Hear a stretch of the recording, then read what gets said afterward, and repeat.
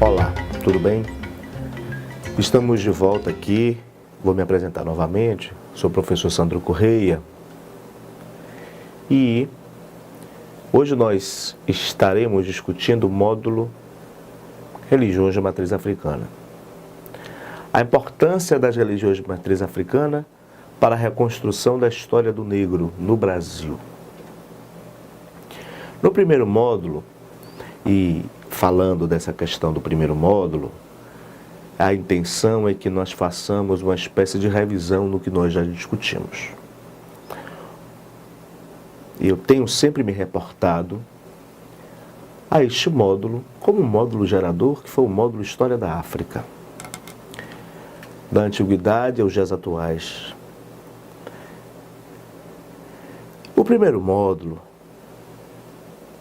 nós tratamos das questões no continente africano, porque o continente africano, nós saímos de lá, historicamente falando, no advento da escravidão comercial. No segundo módulo, nós conversamos sobre a cultura afro, a cultura negra. E nós falamos sobre o reggae, falamos sobre os movimentos nos Estados Unidos, sobre o Black Power, falamos sobre Rosa Parks, falamos como a cultura que foi gerada do continente africano, a cultura negra, como um movimento diaspórico, a diáspora, como isso foi irradiado para o planeta. O terceiro módulo foi a Lei 10.639. Como essas contribuições, elas chegam à escola. E como a Lei 10.639, de 2003, foi um marco para as mudanças no trato da discussão do negro na escola e da sua ancestralidade, das contribuições dos povos africanos e dos povos de origem africana, os povos afro-brasileiros, dentro da experiência cultural.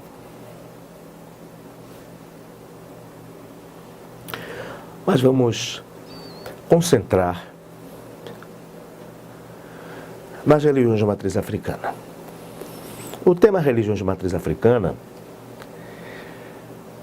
é muito importante, até porque eu pertenço a uma religião de matriz africana, graças a Deus, nos processos que me identificam e que me dão alento pessoal, a minha pessoalidade. Isso não obriga que as pessoas todas, para serem negras, precisam ser de religiões de matriz africana. Mas quando nós falamos de religiões de matriz africana, nós estamos falando de um leque muito grande de religiões. E hoje, nós podemos falar que são religiões. No período da escravidão oficial, não eram religiões. Isso porque o processo político organizou uma verticalização com a teoria geral das raças, que também discutimos no primeiro módulo, da antiguidade aos dias atuais. As religiões de matriz africana no mundo, nesse primeiro panorama, onde nós começamos a falar no módulo também de cultura afro, onde nós citamos Santeria, em Cuba, onde nós citamos o voodoo no Haiti, e as próprias religiões protestantes, nos Estados Unidos, que tem muitos africanos, muitos descendentes de africanos que participam e trazem. E a partir dali que se criou os ritmos de sucesso mundial, o jazz, o blues e vários outros artistas. E me reportar a própria filósofa Angela Davis, que discute o papel que militante do Panteras Negras, que se opunha à Ku Klux Klan. A Ku Klux Klan que teve o papel de perseguir os negros dos Estados Unidos. Não só perseguir, mas de também matar alguns negros dos Estados Unidos, naquele momento. Como nós estamos discutindo não só a vertente cultural, mas a vertente política e econômica, havia um problema com os empregos, com a inserção no mercado de trabalho. Essa inserção no mercado de trabalho atingia as populações residentes nos Estados Unidos. Porque como os Estados Unidos é elemento de uma colonização britânica, mas uma colonização de povoamento, se deu em outros aspectos, mas também a escravidão foi estruturante para a sustentação dos Estados Unidos, até porque a escravidão, em determinado momento, foi um sistema econômico. O escravo, o africano escravizado, era uma mercadoria, foi uma mercadoria. Imagine quando nós assistimos o filme de Spielberg, Inteligência Artificial, e percebemos que a construção dos robôs e que a construção de métodos artificiais se reportavam àquele tempo. E não eram robôs, nós não tínhamos tecnologia para isso, para reproduzir movimentos humanos de forma artificial. De onde vem essa energia? A nossa energia, nós sabemos de onde vem a energia humana, que vem dos alimentos, que vem dos alimentos que nós necessitamos, das refeições que nós fazemos, para que nós tenhamos energia suficiente para o trabalho. Mas de onde vêm as energias das máquinas? Vem da reposição do óleo, da reposição de elementos que fazem com que essas pessoas, as máquinas, na verdade, nós estamos falando das máquinas, tenham capacidade de funcionamento. Depois que elas perdem a sua capacidade de funcionamento, elas são jogadas fora. Elas viram lixo. Lixo que também é importante, o maior impacto ambiental do planeta. Mas eu falei isso para justamente nós percebermos a violência da época, mas era a única possibilidade de organização do poder na época. A questão da escravidão, até para que situe cada cursista, o senhor e a senhora que está assistindo, que está me assistindo e que está dando a honra para nós de estarmos dialogando sobre assuntos que não são ultrapassados e não foram superados. Continuam muito vivos, que na verdade é a exploração do homem pelo homem. E essa exploração que dá força a determinadas pessoas, de que essas pessoas são organizadas pelas lógicas políticas e geopolíticas que transformam os estados, os países, os continentes, as referências territoriais em agentes que disputam justamente essas matérias-primas que mantêm a energia e a força pulsante dos territórios. Mas a força pulsante que nós estávamos falando das religiões de matriz africana é uma discussão muito delicada. E peço a paciência de cada uma, porque é um tema muito delicado. que é um tema que fala diretamente sobre o nosso inconsciente, os nossos segredos, quando nós estamos em perigo, em que nós chamamos a ajuda de entes que geralmente não são entes corporais, que se materializam em outra forma energética. Mas as religiões de matriz africana, as religiões tradicionais africanas, e me lembro em um texto de Apiá, quando ele escreve sobre a invenção da África, da violência da colonização na África. Essa violência em que ele reflete, mas a minha avó me deu essa conta, me deu esse colar para que eu pudesse referenciar meus ancestrais e pedir ajuda quando eu precisasse,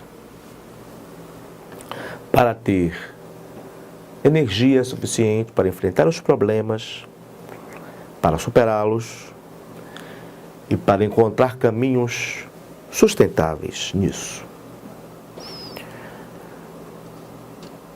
E a Pia justamente vai falar da sua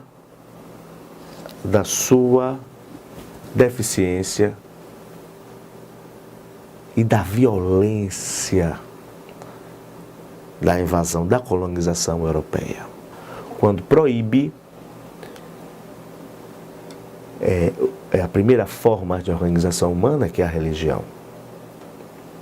Isto tudo força da disputa de territórios pela matéria-prima que dá energia ao território conquistador, ao território invasor. Que contradição, não é?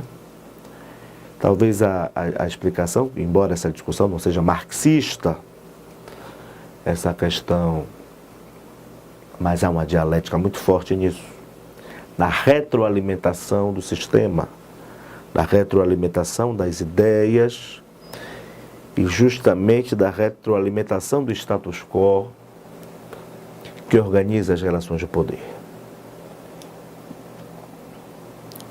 Depois que nós falamos um pouco destas relações das religiões africanas no mundo, que nós já tínhamos discutido em cultura afro, da relação diaspórica, da vinda dos africanos escravizados nos navios negreiros, e que vinham como mão de obra para a organização do desenvolvimento, especificamente na Europa, que é como a gente organizou mentalmente a sociedade. E no Brasil, a geografia das religiões africanas no Brasil, e tendo como base Roger Bastide, nessa discussão, nós vamos perceber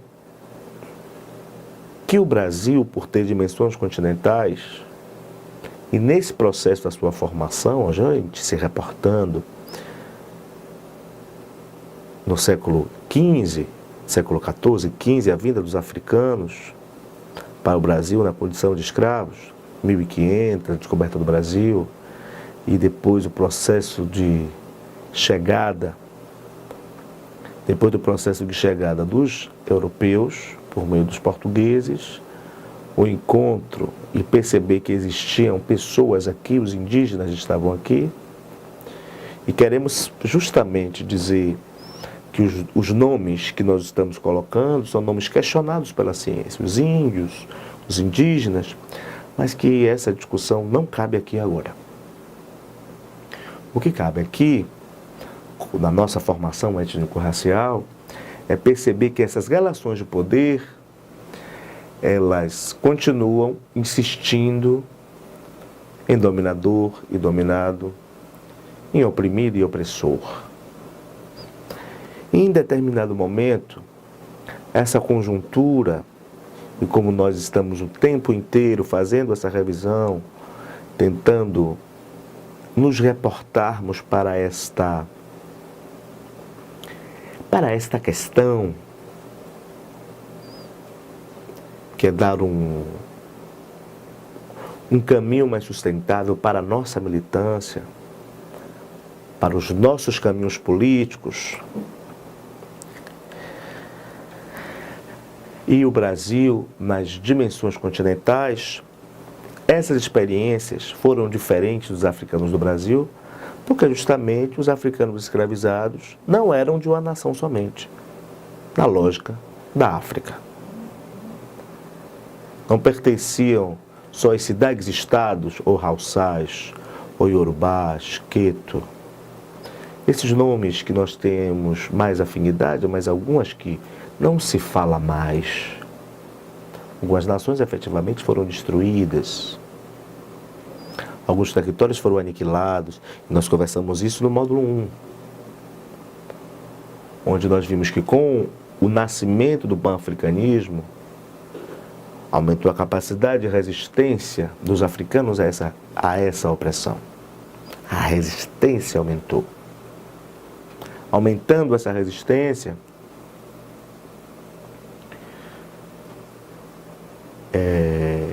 as pessoas que estavam sendo oprimidas no território foram ganhando força, ganhando fôlego para resistir, para transmitir a discussão aos seus filhos, aos seus sobrinhos, aos seus netos, aos seus descendentes.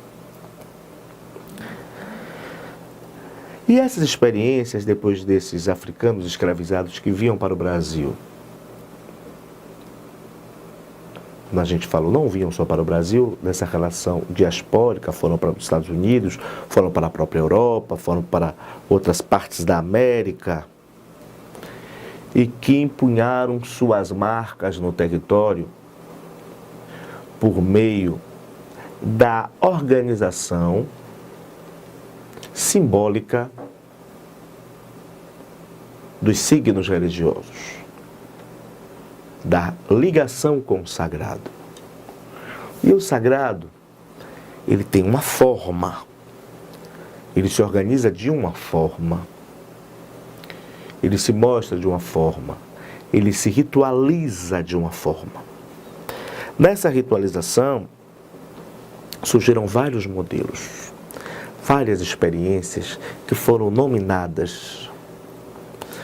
E foram nominadas como pagelança, catimbó, umbanda, xangô, batuque, tambor de mina, candomblé. E nós vamos nos concentrar no candomblé. Nós vamos nos concentrar no candomblé, nesses templos da religião de matriz africana, especificamente no candomblé, depois de termos citado a pagelança, o cantimbó, a umbanda, o xangô, batuque, tambor de mina, nós vamos falar do candomblé, porque foi o candomblé esta forma que conseguiu se urbanizar mais, frente a um novo momento,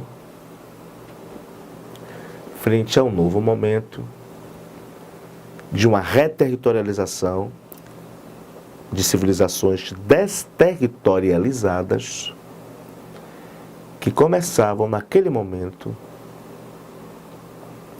a se reorganizar territorialmente.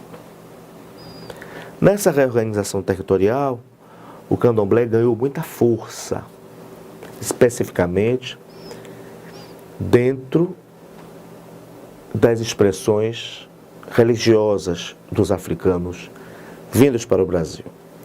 E a partir de agora nós vamos falar das expressões afro-brasileiras.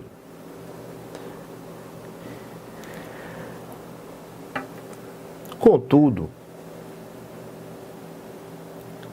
nós sabemos da influência da Igreja Católica, do catolicismo, na organização do Estado, e demos como exemplo a própria lógica do jogo de xadrez, quando as peças do jogo de xadrez nos reportam a entidades e personagens estruturantes como a rainha, o rei, o bispo, a torre, os peões com seus papéis, e que o cavalo, e que vai justamente, mentalmente, criar estratégias de guerra, estratégias de combate. Mas quero que vocês prestem atenção aos personagens. E que, como a Igreja Católica já tinha sido Estado, e até hoje se tem um Estado católico, o Vaticano, o Papa é um chefe de Estado, nós percebemos esta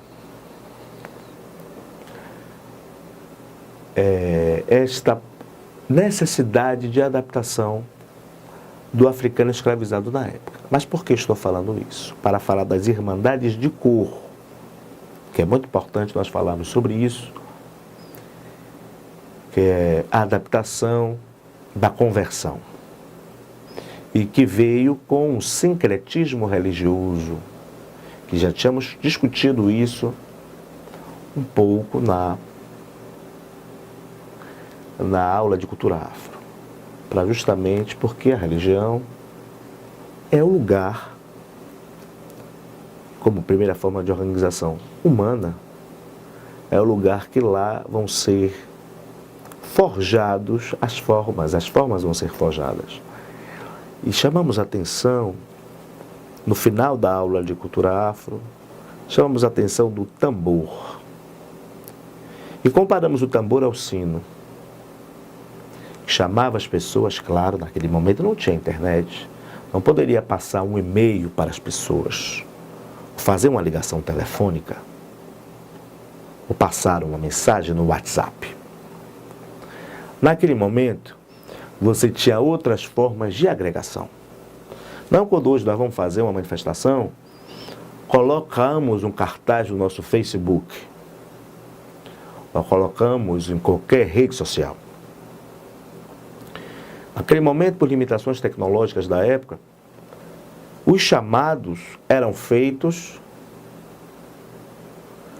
por esses instrumentos. E para as religiões de matriz africana, o tambor é sagrado. O tambor sacraliza e religa, faz essa ligação. Imaginem, que depois a gente vai falar dessas resistências, mas das perseguições, da perseguição ao tambor. O tambor como instrumento ritualístico, instrumento estruturante que liga o Aie, que é o mundo dos vivos, ao Orum, que é o mundo dos espíritos, nessa lógica iorubá de pensamento. Já que nós vamos concentrar nas nações do candomblé. E quando a gente explica e coloca justamente produto da desterritorialização. E o que seria essa desterritorialização? A desorganização das pessoas no seu território de nascimento. Para isso, nós usamos um teórico, Costa, geralmente conhecido mais como Hasbart, que vai discutir a lógica de territorialização, desterritorialização e reterritorialização. Imaginem, hoje o que nós conhecemos como Nigéria não era o território todo de Quito, mas era parte dele. Para vocês terem, os senhores e as senhoras terem uma dimensão de como veio, de como foi a destruição sistemática de alguns territórios que nem sequer o nome foi possível continuar. Isso visto com a Conferência de Berlim, que reorganizou todo o território da África e reorganizou o mapa da África. Nisso eu peço, como nós já tínhamos deixado, algumas referências na primeira aula de alguns filmes, de alguns livros, que são importantes para fortalecer a nossa militância de ação. Mas as nações do candomblé, o candomblé,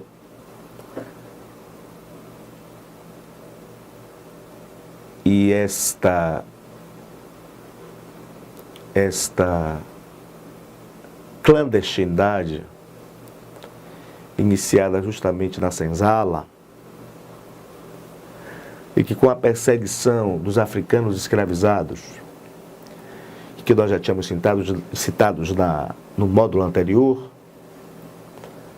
essa perseguição foi sistemática, fazendo com que os fugitivos, os escravos fugidos, fugissem. Os escravos fugidos fugissem não, os escravos que depois de fugindo da opressão do Senhor, eles vão procurar lugar para se proteger. Ou seja, não estamos falando simplesmente de questão cultural, estamos falando de defesa da vida. O candomblé e as religiões de matriz africana que citei, como disse que eu vou concentrar nas discussões do candomblé, porque é a expressão que se consolidou e acredito que possa atingir melhor os terreiros de candomblé, nessa mentalidade as pessoas entenderem o que eu quero dizer. As pessoas aportavam nos terreiros de candomblé pedindo segurança para não serem mortas. E nós não estamos falando de peças de bicicleta, peças de motor, peças de carro, de algum veículo, estamos falando de pessoas. Tanto que hoje existe, dentro dos avanços científicos na área da saúde, por meio do genoma, das células-tronco, percebemos a necessidade de tecnologias que façam com que a possibilidade de geração de órgãos independentes, de córneas, de órgãos do corpo, como peças que a gente compra no shopping. Um avanço espetacular. Mas eu quero que vocês comparem isso, que naquela época as pessoas... E que época é essa, né? Vamos falar mais do século XVI, XVII, o período do Brasil colônia, o período do Brasil império, até 1888, que foi a abolição da escravatura. 13 de maio de 1888. E por que esse assunto nos incomoda tanto até hoje? Porque o africano escravizado retirou sua humanidade, ele se transformou efetivamente em uma mercadoria. Quando ele se transformou em uma mercadoria, ele vai justamente criar estes comportamentos psicológicos. E quando citei Frantz Fanon, o psicólogo que discute esses impactos, nós vamos perceber que a existência do negro no Brasil tem determinadas singularidades. Nessas singularidades, as nações do candomblé, o candomblé, as suas divindades, os deuses africanos, são representados por uma lógica de circunferência, que é o xirê. Um círculo. Imaginemos a forma da Terra, a forma geóide, a forma da circunferência dos 360 graus. Imaginemos o ciclo fechado completo da retroalimentação energética. E que vai, nesta roda, nessa ciranda, que vai justamente trazer para as entidades, pedindo licença assim, de forma tranquila, porque é um trabalho aqui feito com seriedade, feito com o objetivo de perseguir essa exploração do ser humano, pelo ser humano.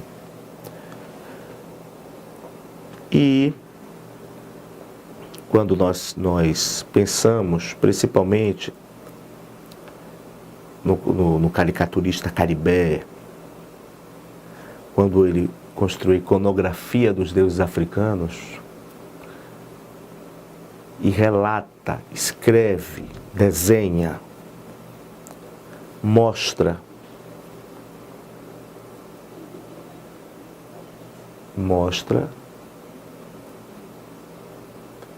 como as religiões de matriz africana e como os seus adeptos se organizam sua fé. E esse xerê, criada pelos deuses africanos, vários deuses, Exu, Obaloaê, Ogum, Oxóssi, Xangô, Iroko, Tempo, Iemanjá, Oxum, Euá, Iansã. Todos esses deuses na África pertenciam a territórios diferentes. Oxalá, Oxaguian, Oxalufã, pertenciam a territórios diferentes. Territorialmente, existiam fronteiras que protegiam essas divindades e que representavam estados, que representavam territórios, que tinham identidade cultural. Nessa vinda para cá, não numa condição mais de liberdade, mas numa condição de escravidão, e nisso, para nós entendermos algumas situações, não só especificamente essa situação dos negros do Brasil, quero me reportar ao professor Milton Santos, que historicamente não discutia, escrevia especificamente sobre o negro, mas a sua construção de reprodução do pensamento, como o território se reproduzia, como o professor Milton sempre discutiu as questões de forma marxista, ele sempre vai falar, e falava nos seus escritos, principalmente no livro A Natureza do Espaço, por uma outra globalização, vai discutir isto quando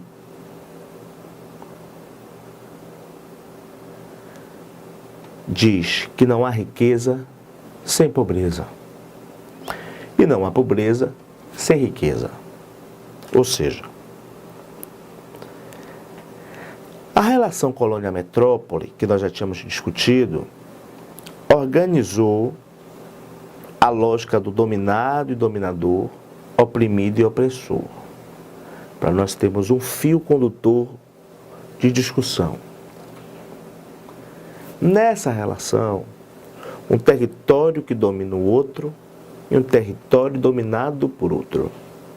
Ou seja, uma relação de fornecimento de energia, de entrada de energia e de retirada de energia.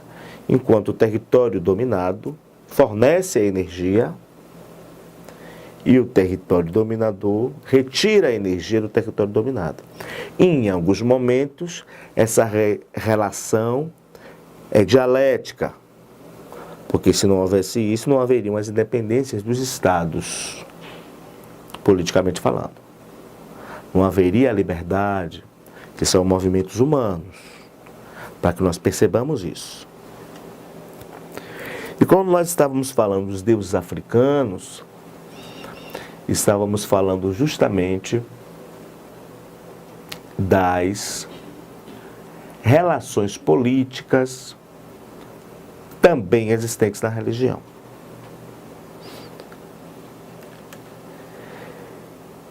Essas irmandades de cor, voltando às irmandades de cor, que toda a resistência foi justamente em os africanos e os seus descendentes terem o direito de professar sua fé com liberdade. A diversidade do mundo é o que faz o mundo ter energia ainda para justamente a sua existência, a continuidade da sua existência. Esse africano vindo para o Brasil, ele precisava ser convertido, o que acreditava nesses deuses que citei, e que professava esses deuses e que tinham várias formas de professar. Como tínhamos falado na aula anterior, da Oxa na igreja que nós recebemos, nós falamos do acará, que aí já é o bolo para Yansan, para Xangô. Falamos do abará para Oxum. E isso como pensamentos simbólicos para que nós consigamos entender essa dimensão humana e as religiões de matriz africana como um lugar gerador do que nós temos tudo hoje, vindos da cultura afro, que tínhamos falado anteriormente, no módulo anterior, como o samba, como a capoeira, os instrumentos agogô, todos esses instrumentos e várias polêmicas que sempre aconteceram tiveram nos instrumentos de comunicação no jornal, quando essa política de cotas começou a incomodar o Estado brasileiro e incomodar as pessoas brancas que estavam na posição de dominador, de receber a energia. E os dominados que davam a energia para a retroalimentação daquele status quo.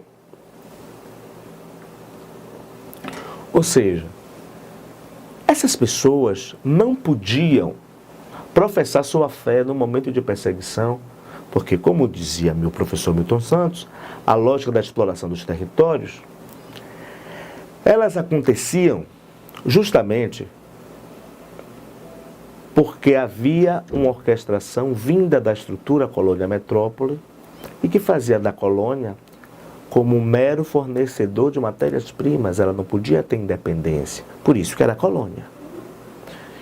Era dependente da metrópole, porque a metrópole pensava, e a metrópole tinha uma religião, que era a Igreja Católica. Então todas essas pessoas, mas havia uma dificuldade nessa conversão do domínio. E o domínio precisava ser exercido com tranquilidade, com menor nível de esforço para o dominador. Por isso, a proibição de falar em idiomas africanos no Brasil. Porque essa proibição fazia com que diminuísse a comunicação entre os africanos. E a diminuição da comunicação entre os africanos fazia com que sua memória não acessasse ao seu passado. Não acessando o seu passado, ele estava mais vulnerável, mais frágil e não resistia. A sua humanidade, ela diminuía. A sua humanidade era inferiorizada no processo. Na inferiorização da sua humanidade, os africanos sofreram bastante e seus descendentes também. E nós sofremos até hoje com isso. Que se criou um redemoinho, se criou um labirinto violento nessa reconexão. Claro que não é uma discussão mágica. Claro que existem problemas na África, como existem problemas na Europa também. Como existem problemas na Ásia também. E quando nós vamos falar dos continentes, dentro da lógica que nós encontramos para dividir os continentes, das lógicas territoriais, espaciais, dividimos esses lugares em países, em estados, temos a sua instância mínima em municípios. E em falar dos outros continentes, nos referimos aos sultanatos, às outras formas de organização territorial. E esta fragilidade do dominador, que proibia a fala dos africanos no seu idioma no Brasil, a reprodução desses idiomas, tanto que esses idiomas foram mantidos no culto do candomblé. E é importante citar o decreto 6.040, quando fala da sustentabilidade dos povos tradicionais. A sustentabilidade dos povos tradicionais é vinda justamente por causa de idiomas que só se falam lá.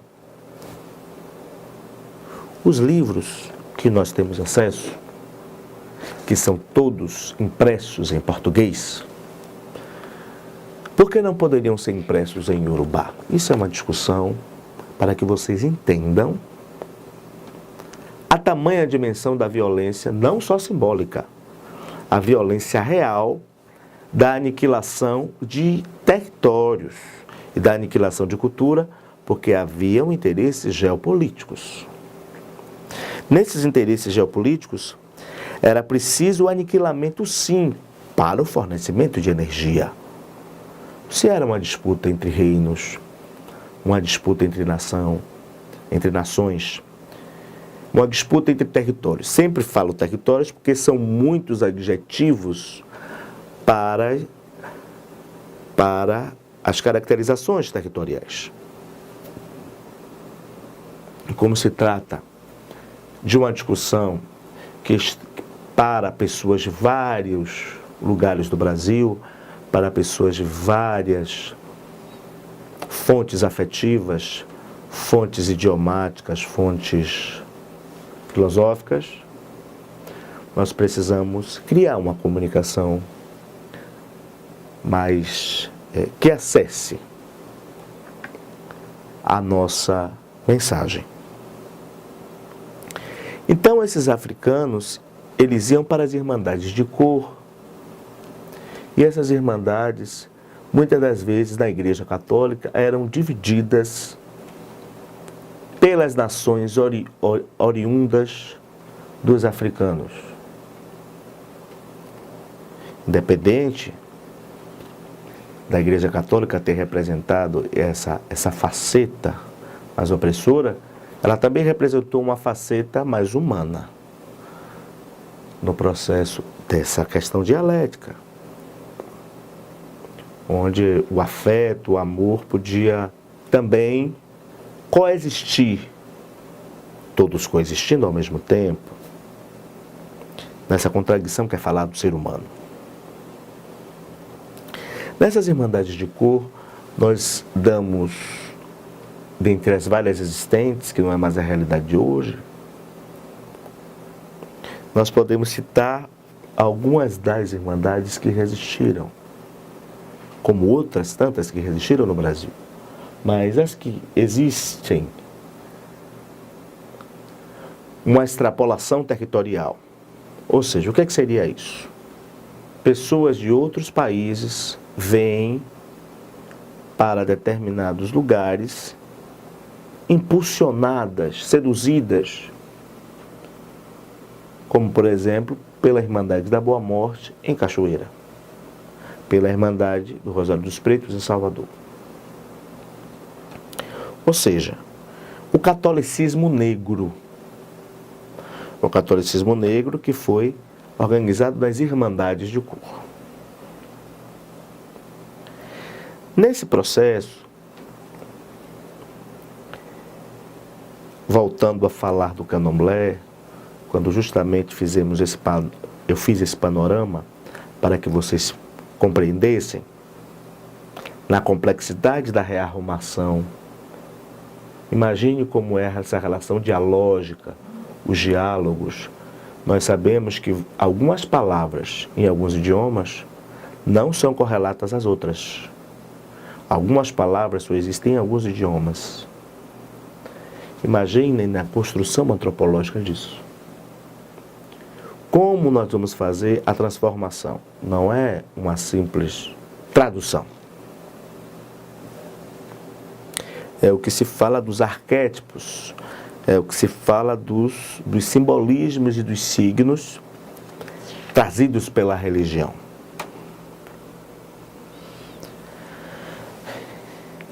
Mas o período não foi um período com relação à expressão às religiões de matriz africana, que falei anteriormente, um período tão tranquilo.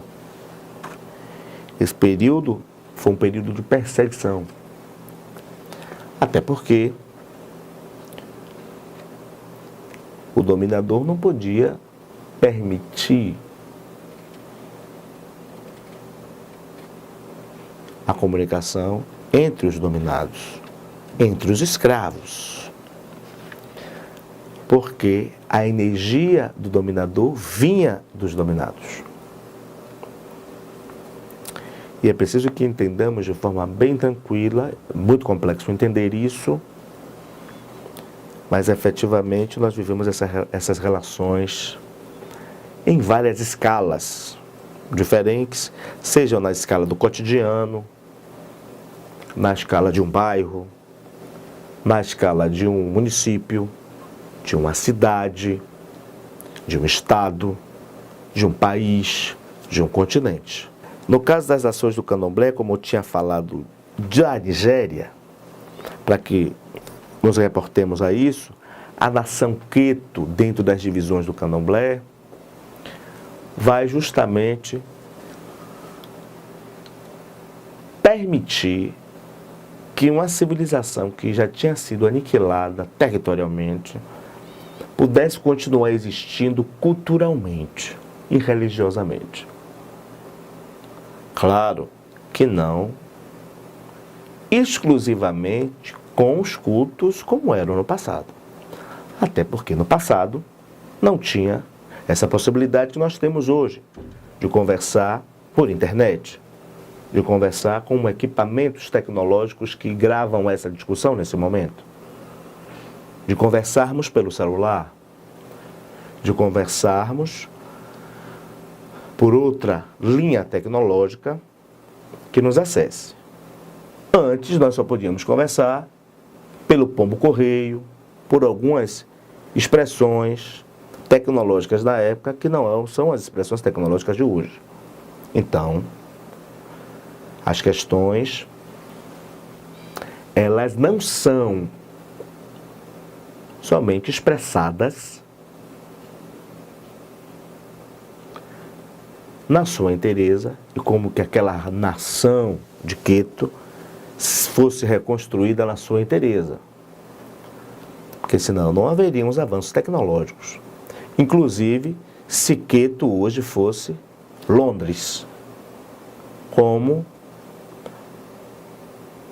está o meridiano de Greenwich, que é a parte zero central, onde politicamente todos os relógios são apontados e são organizados nessa lógica. Essa organização é política também, para que vocês entendam isso. Porque essa relação não é relação só física, do movimento de rotação e translação da Terra, mas uma relação de estandartizações, de periodizações e de marcos impostos por processos políticos e históricos. Esta perseguição às religiões de matriz africana foram pautadas com muita violência, desqualificando os verdadeiros objetivos para os dominados, que naquele momento tinham os terreiros de candomblé como centros de fuga para que algumas pessoas pudessem continuar vivas. Sim, vivas. Por isso que os terreiros de candomblé são lugares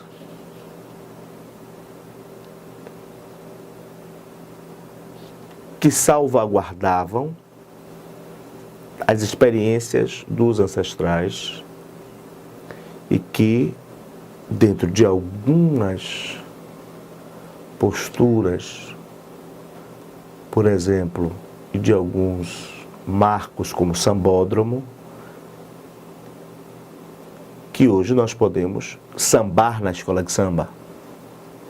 Foi nos terreiros de candomblé que se elaborou o samba, como nós já havíamos falado, de Tiaciata e Alorixá, no Rio de Janeiro, e que organizou o que chamamos hoje de samba, e que na aula anterior, no módulo anterior, nós solicitamos, em um dos módulos que eu não me lembro agora, a música chamada Iaiá Macemba, que justamente fala da vinda dos africanos do navio negreiro, dos navios negreiros, e que dos navios negreiros foram organizados o que hoje nós chamamos de samba, de capoeira, mas que já estavam suas raízes no continente africano. Assim, imaginem que hoje, como nós não temos, hoje nós temos internet, hoje nós temos outros instrumentos tecnológicos, mas naquela época não. E hoje, e naquela época, imagine como era a resistência. E quero falar sobre o papel, já falei do papel da Frente Negra Brasileira, mas quero falar da ligação da Frente Negra Brasileira com o senador Abdias do Nascimento.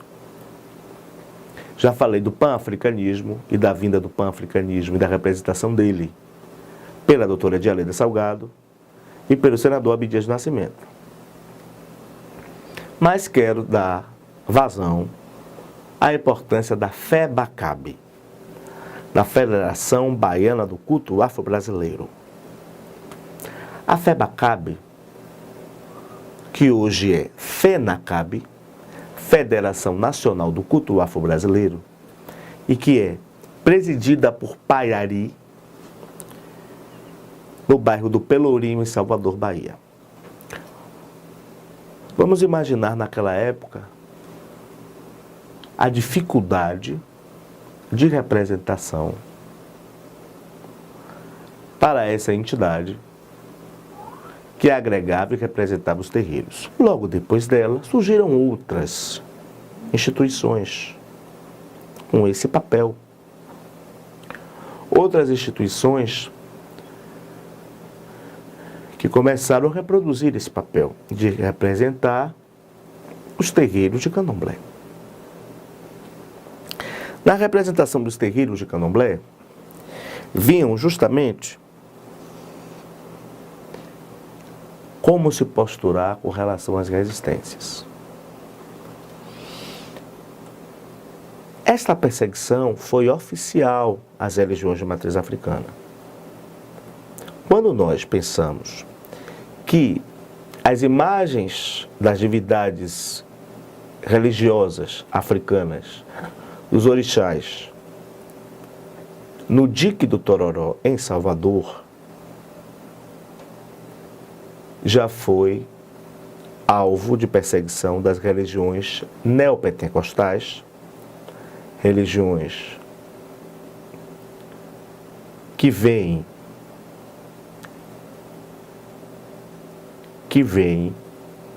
as religiões de matriz africana como algo não...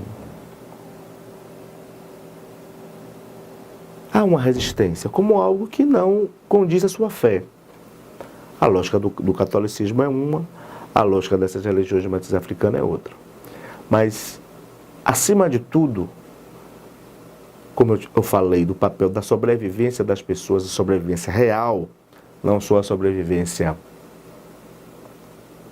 cultural, mas a sobrevivência humana, as pessoas continuarem vivas,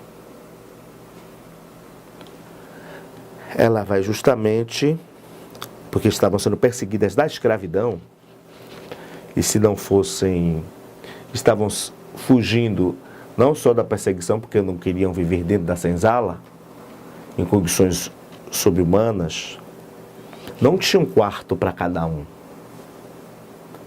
Não tinha um banheiro para cada um. Imaginem as condições, que também na época as condições sanitárias não eram essas. Então essas pessoas estavam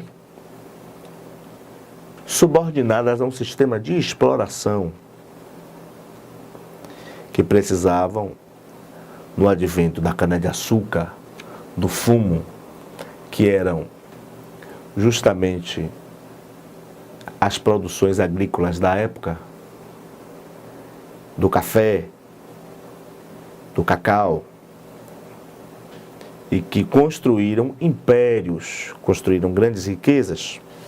Essas pessoas perseguiam os senhores, perseguiam os escravos. Então, o papel da perseguição das religiões de matriz africana, com a intolerância religiosa,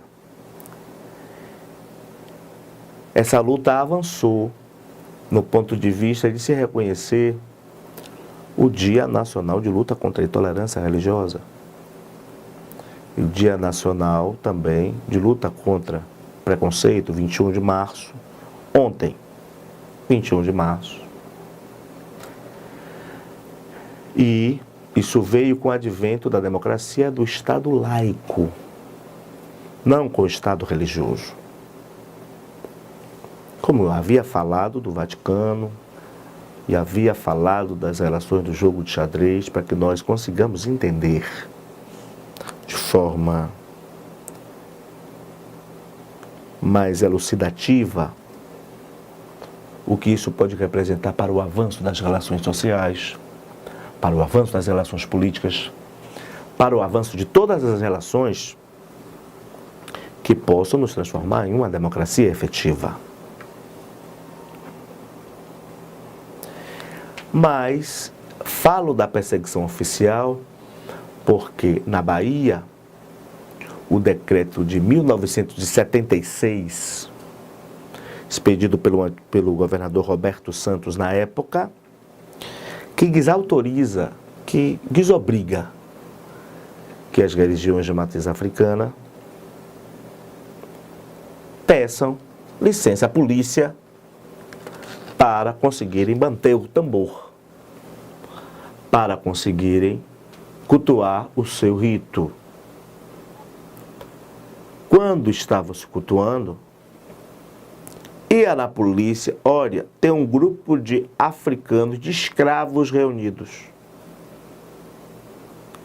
Vai haver um levante. Por quê? Porque se aquelas pessoas eram consideradas mercadoria, elas eram propriedade de alguém. No documentário Quanto Vale ou É por Quilo, nós podemos perceber esta perseguição. Que esta perseguição oficial e que necessitou de um decreto de um governador para desautorizar o pedido, a permissão para que as pessoas se reunissem e cultuassem seus deuses. Nesse momento, quero reportar um episódio na Europa, que é a Noite de São Bartolomeu, que é justamente a morte de vários protestantes por nobres católicos. E que é falada no CD do Gilberto Gil, no Quanta, CD chamado Quanta. que fala justamente, e vocês pesquisem, os senhores e as senhoras pesquisem esse CD, que tem lá as origens da Noite de São Bartolomeu, que foi produto da intolerância entre nobres católicos e protestantes. Ou seja, as disputas territoriais, as disputas pelas matérias-primas continuavam proibindo o culto religioso, o culto da sua fé, e isso geralmente acabava em eventos sangrentos, com muitas mortes. A violência com relação e a perseguição às religiões de matriz africana principalmente nas cidades de Cachoeira, representada por várias ações do candomblé, isto dá um aspecto importante, porque o próprio rio Paraguaçu, como naquela época a navegação era a única forma de tecnologia que transportava as pessoas,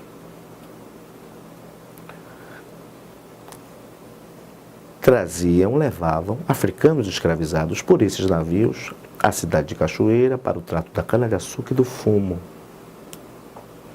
Mas levavam para Salvador também nessa comunicação via fluvial.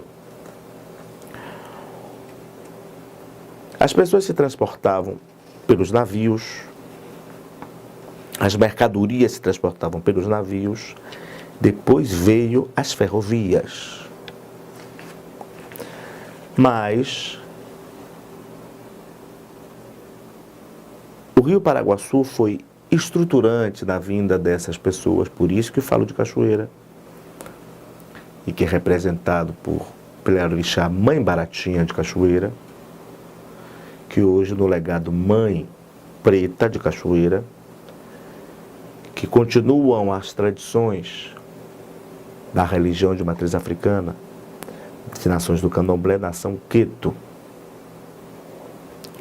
e também de Mãe Lúcia de Oxum, do terreiro Lobanecum, em Cachoeira.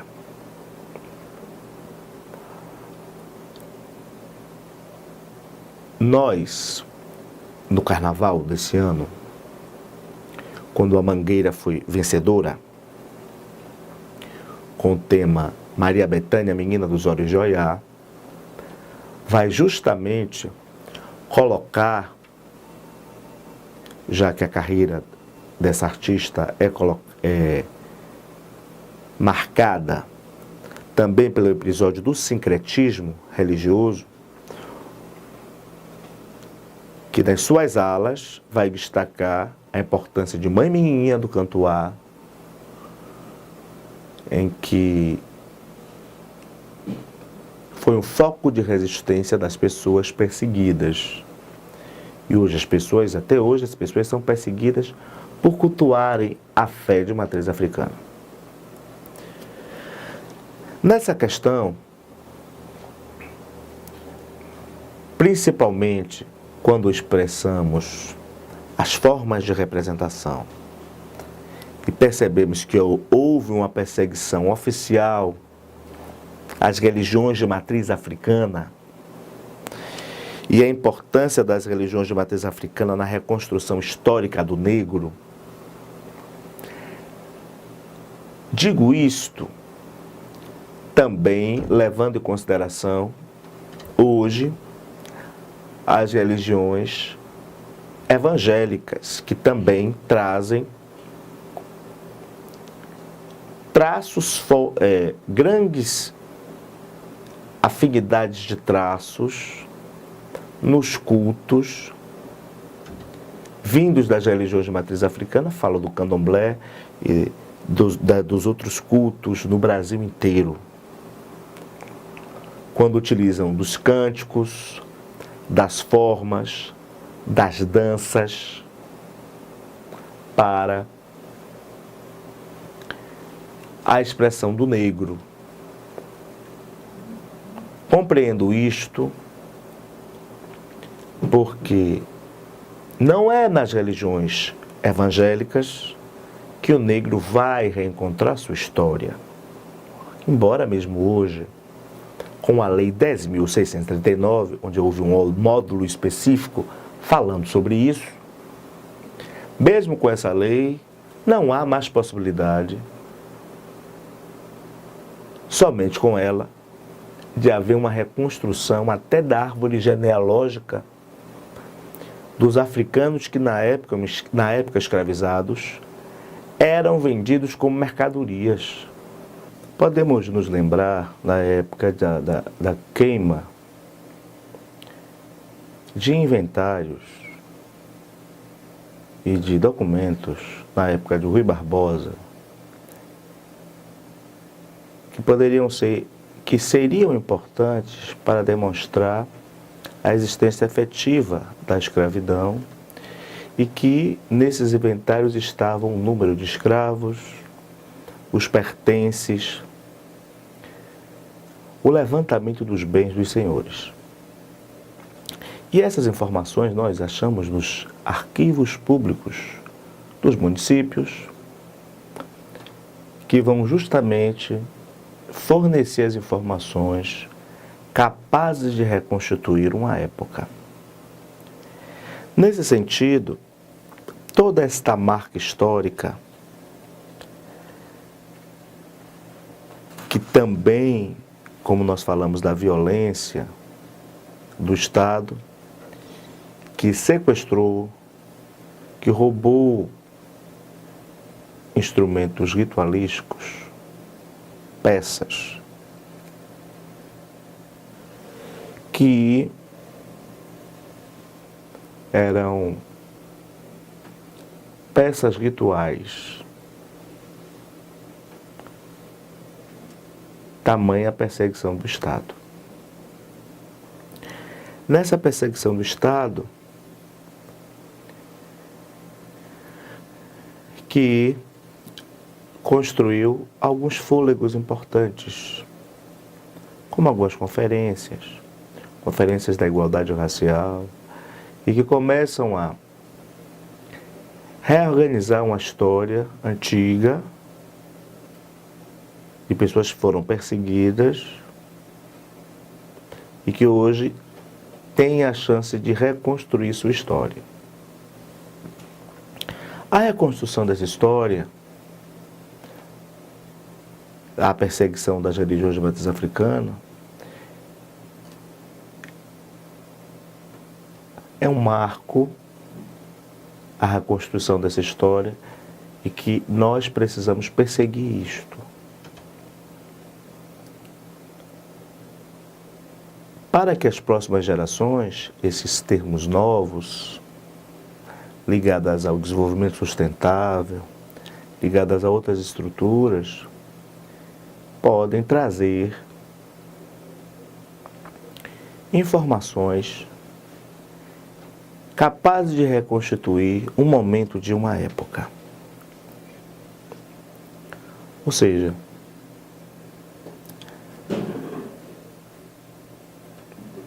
a injustiça, ela foi muito grande naquele período. E a reorganização dessas informações é uma reorganização da justiça para estas populações que foram historicamente injustiçadas.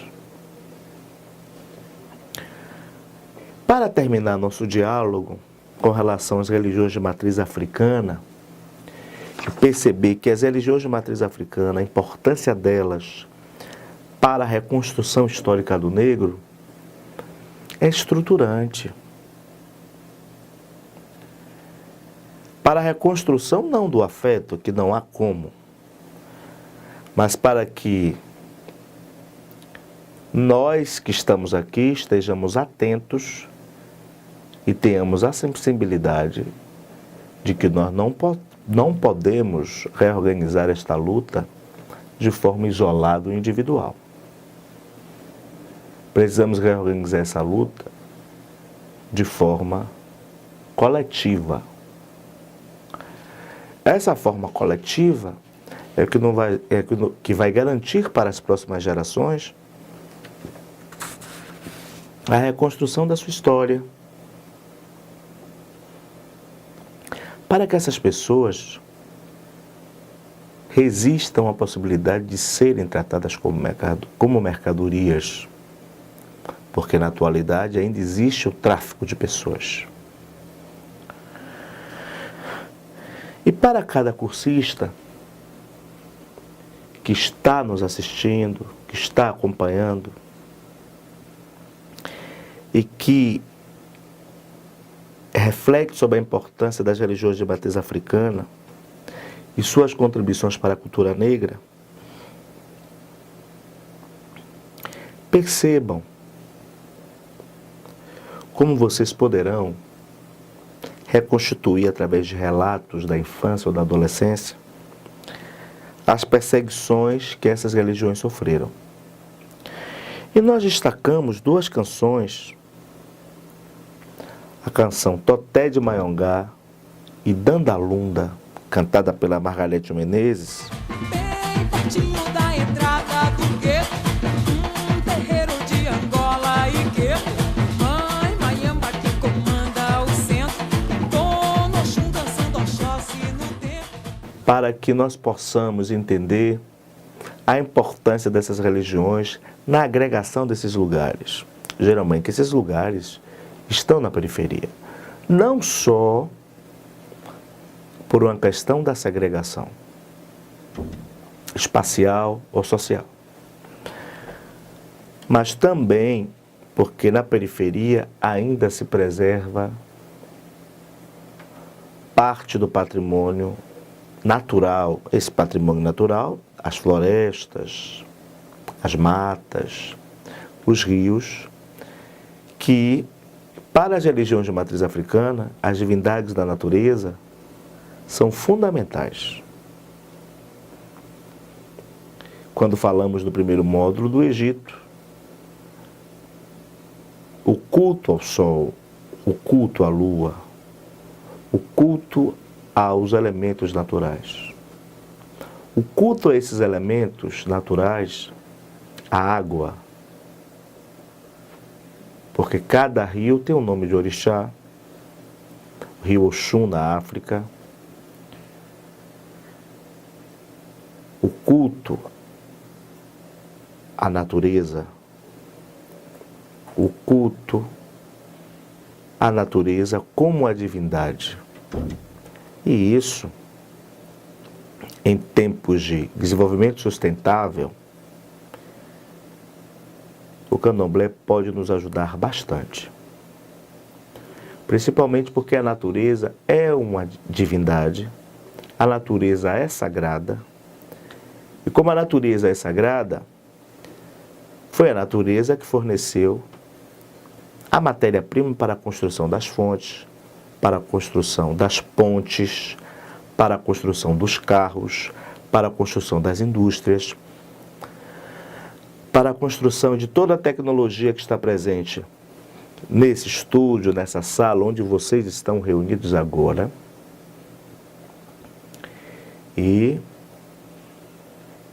todas as divindades que eu tinha falado representam elementos da natureza. Nessa representação de elementos da natureza, vão trazer justamente a ligação, a preservação e a conservação da natureza. E como os senhores e as senhoras precisam, como tarefa nossa, para que a gente consiga reconstruir essa relação, enumerar o conjunto de pessoas que participam de religiões de matriz africana e desenvolver também um discurso sobre a discriminação dessas religiões. E como acontecem esses combates, como acontecem esses combates a esta discriminação? Por meio de leis, de decretos, de formações de associações de terreiros, por formações dos CNPJ dessas associações, que é a forma jurídica de reconhecer a importância das associações, em que elas se preparam para receber recursos públicos, nesse momento em que nós estamos sendo bombardeados pela tentativa de desmantelamento da democracia no Brasil, nós precisamos estar atentos que cada um e cada uma é estruturante nesse combate. Nós precisamos do fortalecimento jurídico das religiões de matriz africana, seja por meio das suas instituições, seja por meio dessas associações de cada terreiro, seja por meio das associações que congreguem os terreiros, no caso da FENACAB, no caso de outras instituições, que são fundamentais para a continuidade da democracia no Brasil e para o fortalecimento dela. Cada pessoa que defende a vida precisa estar atenta que sem diversidade não há vida. É justamente a diversidade que vai garantir a continuidade da existência da matéria-prima. Como esses conceitos são conceitos sofisticados na atualidade, ligados à Agenda 21, ligados a desenvolvimento sustentável, ligados a formas de sustentabilidade, nós necessitamos do fortalecimento dessas instituições. Muito obrigado pela atenção novamente de cada um, de cada uma, para o esforço que fiz para que nós possamos estarmos mais preparados para o enfrentamento de uma possível ditadura que pode vir ou não. Mas precisamos estarmos preparados para resistirmos, não como antes, mas trazendo a solidariedade desenvolvida na época da escravidão pelos ancestrais, que se juntavam e solicitavam e compravam a liberdade de cada pessoa, de cada africano escravizado. Nós precisamos trazer de novo esta solidariedade. Muito obrigado pela escuta, pela paciência, e espero que tenha contribuído para o avanço de vocês. Como nós não temos uma inter-relação, não uma sala de aula com muitas pessoas reunidas, espero que vocês consigam compreender a nossa mensagem. Muito obrigado.